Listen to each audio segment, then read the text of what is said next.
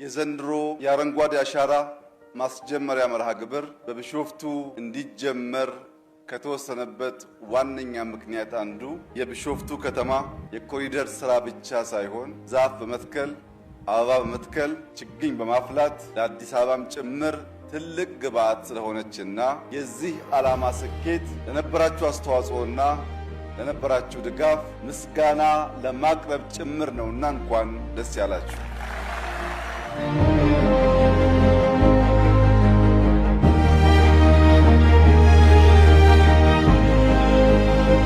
የአረንጓዴ አሻራ መርሃ ግብር በቀጥታ የኢትዮጵያን ሉዓላዊነት ከማረጋገጥ የኢትዮጵያን ብልጽግና ከማረጋገጥ ህልማችን ጋር የሚተሳሰር አንኳር ጉዳይ ነው።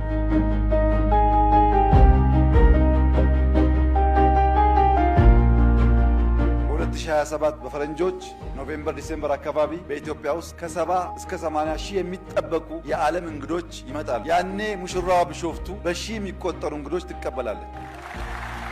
ይህ ስራ ወደ ኢትዮጵያ የመጣበት ዋነኛው ምክንያት ችለን ዓለም ያልቻለውን ሰርተን ስላሳየን ነው።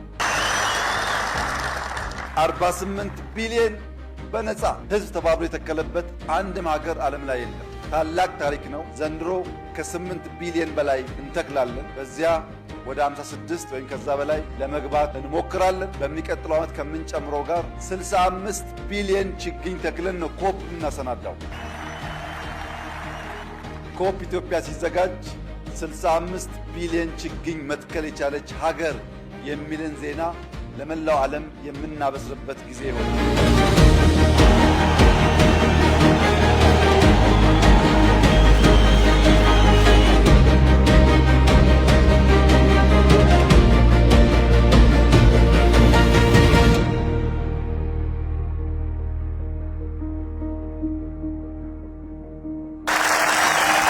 ለመላው የኢትዮጵያ ሕዝብ በሚቀጥሉት 2-3 ወራት ኑ እንደተለመደው ተስፋችንን እንትከል። ኑ ለኢትዮጵያ ወንድና ሴት ታዳጊዎች ተስፋን እንትከል። ኑ በትብብር የገረጣች የዳህየች ኢትዮጵያን አረንጓዴ እናልብስ። ኑ በትብብር ለዓለም ተባብረን አድዋ ላይ የፈጠርነውን ገድል ተባብረን አዲስ ገድል በማሳየት አፍሪካን፣ ዓለምን እናንቃ።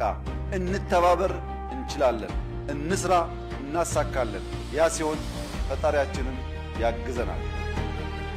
ክላይሜት ቼንጅ በሰሚት አይቀየርም፣ በስብሰባ አይቀየርም።